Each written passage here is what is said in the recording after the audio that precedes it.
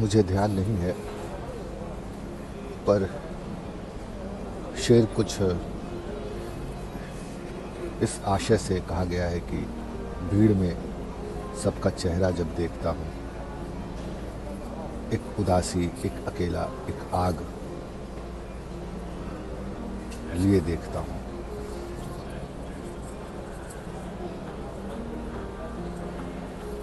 दुनिया में आना जाना, ये जो सफ़र है,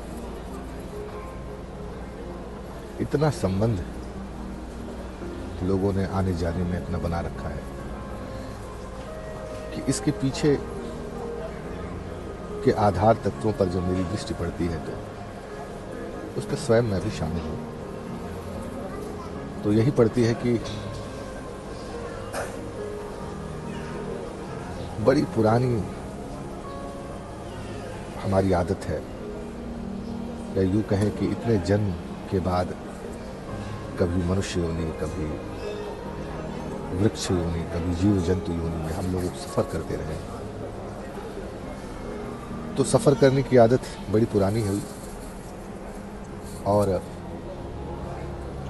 जब हम मनुष्य जन्म पाते हैं तो हमें लगता है कि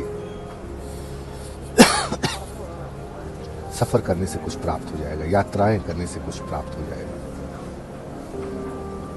तो यात्राओं से कभी कुछ प्राप्त नहीं होता, कुछ जाता ही है।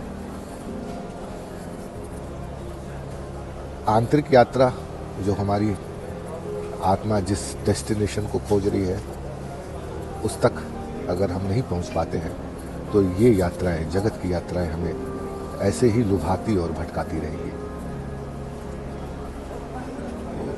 पलटू ने कहा है ना कि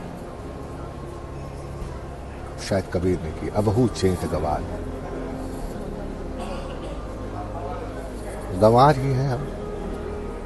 दूसरे की प्लेन की यात्रा, दूसरे के द्वारा बनाया गया प्लेन, उसकी इंजीनियरिंग, दूसरे का एयरपोर्ट, रेलवे स्टेशन, मालगाड़ी, डब्बा गाड़ी, बस, सब कुछ दूसरे का बनाया हुआ, हम उसमें बैठ करके यात्रा करना चाहते हैं। ये जो हमारी यात्रा है, जो सिर्फ हमने निर्मित किया, हमारे प्रयासों ने निर्मित किया, वो हमारी शरीर यान है।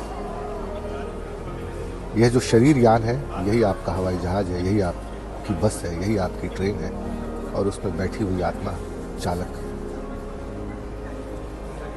इसको आध्यात्म, इसको मुक्ति के डेस्टिनेशन तक पहुंचाने का काम करिए, करना चाहिए। बाहरी यात्राओं का कोई अर्थ नहीं है।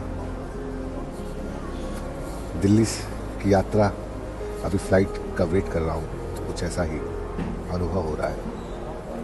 खुद रिकॉर्ड कर लिया और आप सबको प्रेषित करूँगा। धन्यवाद।